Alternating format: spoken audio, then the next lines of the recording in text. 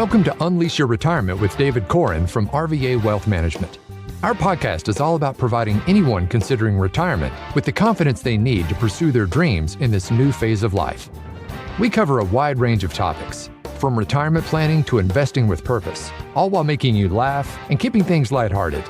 With David's years of experience and guest industry leaders to help guide us, you'll walk away feeling informed, empowered, and ready to take on your future with confidence. So sit back, relax, and get ready to join us on this journey to a new life. Hello, and welcome to Unleash Your Retirement with your host, David Koren. I'm Wendy McConnell. Hi, David. How are you today? Fantastic, Wendy. How are you? Oh, I love to hear fantastic. I am fantastic as well. We have a guest with us today once again. Yes, Mike Smith is back because we are still talking about investments. It is a big topic and a lot to cover. So Mike is back with us today, and we continue our discussion of investments as we get into some different areas. So we're going to cover mutual funds and ETFs and talk a little bit about annuities and maybe even some, stock options and things of that nature. Okay, well, Mike, welcome and thank you for being here. Oh, no worries. It's great to be back with you, Wendy. All right, so let's get into it. So when we talk about investments, last time we got into, what is a stock? What's the difference between stock and bonds? Real basic, you either own something, which is a stock, or a company or real estate, or you are loaning your money to someone who's going to pay you interest, which is a bond or savings account or a money market account of something of that nature. So today, money markets are paying a lot, whereas it used to be that you couldn't get anything on a money market.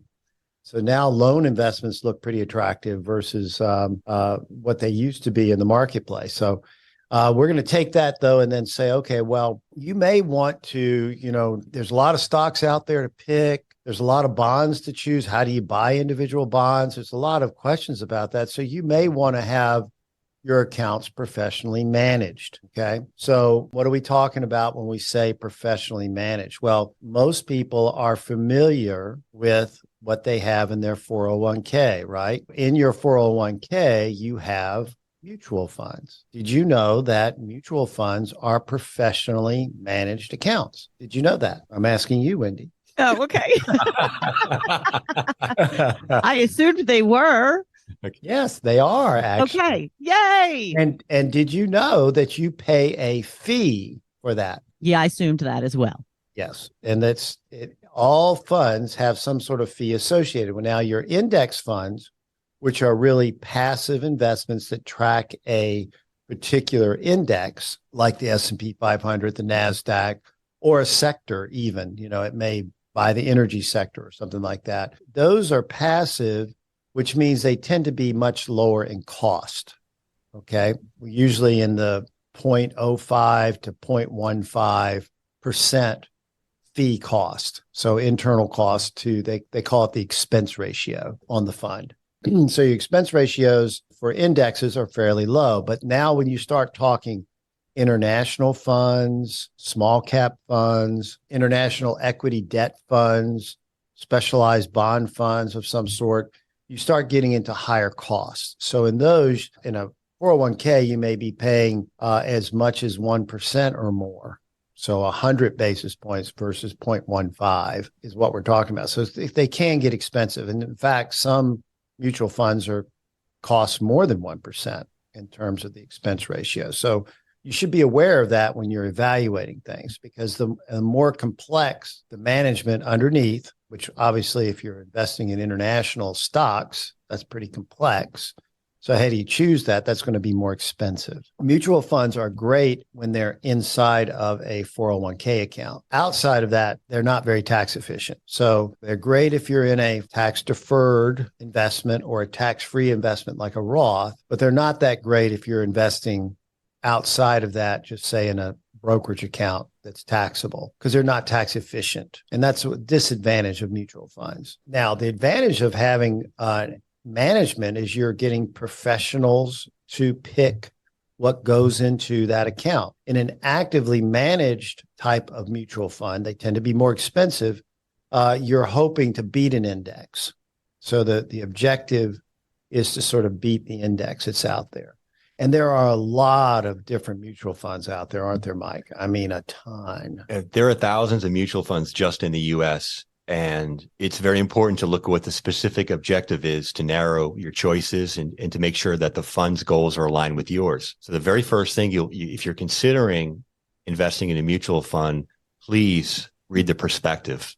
The prospectus will have information about the fund manager and the analyst, the fund family, the expenses, any rules that come into play, tax implications, performance history, things like that. So please read the perspective to make sure you know what you're getting into. There are, as David mentioned, so many different categories of mutual funds. Just in focusing now on stock funds, you can split it up by size of companies, large cap funds, small cap funds, geography. Do you want to go US or international? Do you want active or passive management? Are you looking to invest in a specific sector, such as healthcare? There's so many choices out there. So you get some help. You've got a diversified fund. Your money is pooled with other investors. But as David mentioned, they're very tax inefficient. So within an IRA or a 401k, they can be great investments, but be very careful in a brokerage account. They may not be the best choice for you. Yeah, they can kick off unexpected capital gains and taxes if you're investing outside of a traditional IRA or Roth IRA or in your 401k. And so you want to be careful when you get outside of that with a mutual fund. The other thing with the mutual fund, Mike mentioned the inside of that, you need to pay attention because that's where you'll find out what the fees are, what their costs are for managing that money for you. And you should pay attention to that because a lot of people don't see that because what happens with the mutual fund is that fee is taken out and then you get your returns. So in other words, you don't actually see, okay, I'm paying 0.25% or I'm paying 0.5% for management. What you see is your return. You don't ever see that cost. It's hidden inside of the fund. They talk about it in the perspective, but they do not necessarily show you, okay, here's the fee coming out. So that's why a lot of people think they don't pay anything for their 401k management, but in fact they do. They just don't see it. So those are mutual funds and they tend to be a little more expensive. Now let's talk about exchange traded funds or ETFs a little bit, yeah. Mike, I'll let you jump on that. Exchange traded funds or ETFs, good alternatives for mutual funds within your brokerage account. They will also be diversified funds. They could be anything from healthcare to index funds to even some actively managed ones. But the big difference is they are tax efficient. Most capital gains are delayed until you sell the fund versus the fund passing gains down to you, whether or not you sell it. They will be taxed when you actually sell the fund. Once again, you need to read the perspective to understand what you're buying. There are a lot more ETF choices than there were in the past. They're almost catching up with mutual funds as far as choices. Several of them are inexpensive, so they are really gaining in popularity here. Yeah, and I think the nice thing about the ETFs is that they're, like Mike said, they're much more tax efficient. They're traded like a stock, real time, whereas mutual funds are traded when you sell a mutual fund in the morning. You really didn't sell it at that price. You have to wait, and they give you an end of day valuation on the fund. So yeah, you see the market going down, so you sell your mutual fund. Well, guess what? Didn't do you any good. You're still going to experience the down day completely. Whereas if you have an ETF and you sell in the morning, it's gone. It's out of your portfolio, just like a stock. The other nice thing about ETFs is that you can put in limit orders and stop loss orders and things like that with an ETF. That's not possible with a mutual fund. So when we talk tax efficiency, there's a whole lot of things that apply there. But the ETF really does give you a lot of leverage and a lot of abilities, especially outside of a mutual fund. Now, outside of a qualified account, IRA, 401k, et cetera. Now, some companies do allow you to buy ETFs inside of your 401k, but I haven't seen very many of them. Almost all of them use mutual funds. That may change in the future, but ETFs tend to be quite a bit less expensive in terms of expense ratios. We're talking 0.02, 0.03, almost free, really, when you start looking at the passive types of ETFs out there. Now, some ETFs do try to beat indexes. They have special formulas and they may charge you more to do that. If their performance history is there and it makes sense, you might want to try something along those lines, but it can be pretty complicated in terms of dealing with the non-passive or actively managed ETFs that are out there. We really like ETFs as a general investment category. Now, one area that I talk about too, when we talk professionally managed, we mentioned the mutual funds, we mentioned ETFs, but there's another category, and that is when you hire someone like us to manage your assets for you.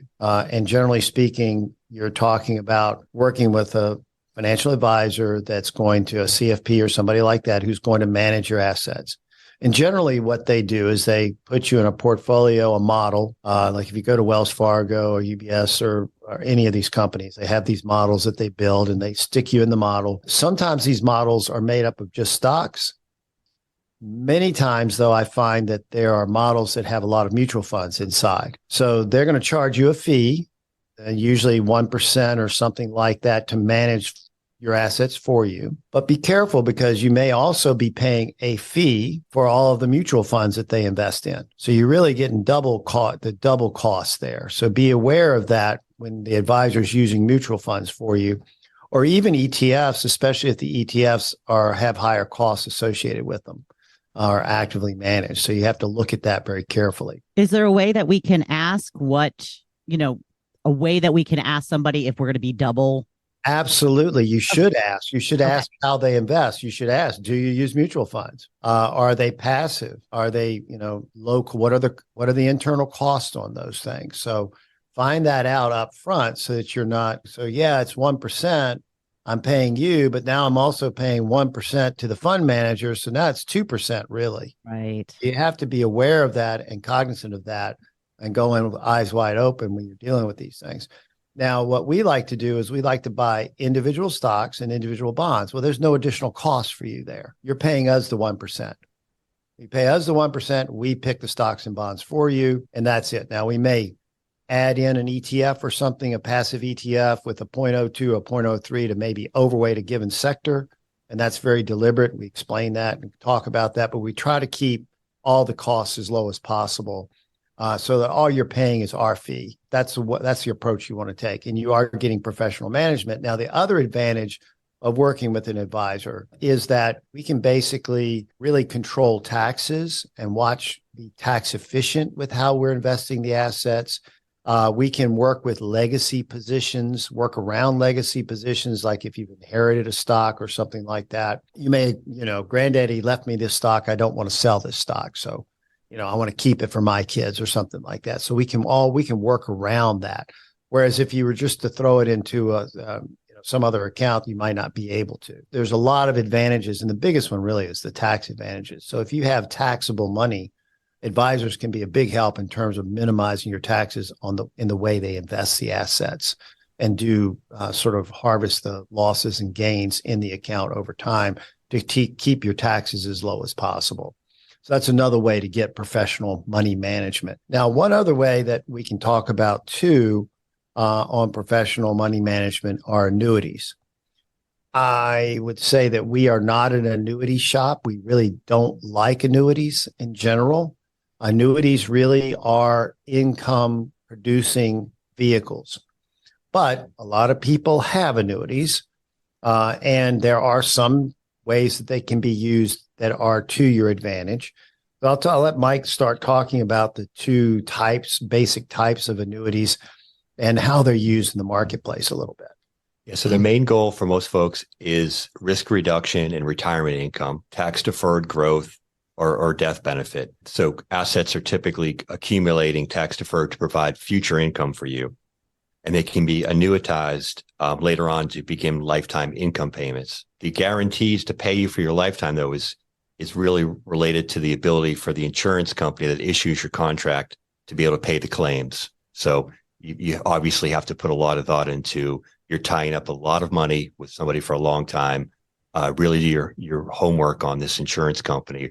Are they going to be able to meet the needs of your income down the road? One thing to be aware of, too, there are typically surrender charges on annuities. So they can run anywhere typically from 7 to 10 years. If you decide to change your mind in a few years, you'd like your money back, you will be hit with a pretty significant penalty to get that than money back. So these are complex investments, to say the least. So there's two types of annuities, fixed and variable. A variable contract, you'll typically have investments within them. So the fluctuation of the value of the contract over the years because you're investing. And a fixed is basically you'll get more of a flat return over years and less fluctuation. I just wanted to make you very aware. These fees are significant at times, so please be aware of this. There's the first one I mentioned is a contingent deferred sales charge, which will be incurred if you surrendered the contract too early, or if you withdraw funds that exceeded the free withdrawal amount, which could typically be about 10% of the contract. If you were to try to withdraw more than 10%, you're hit with the sales charge. There are administration fees to manage and the administrative work on the annuities. There are rider fees. If you want any add-on features, that will be an extra cost.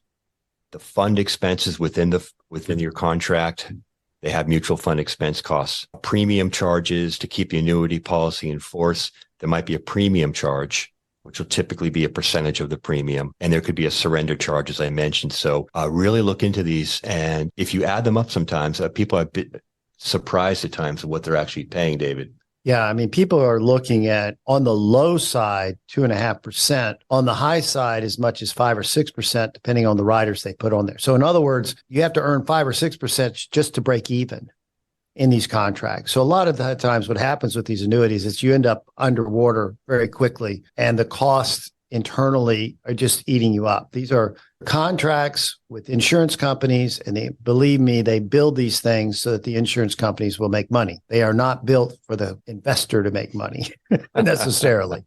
Now, we tend to, if we do use an annuity, it is usually just for income purposes.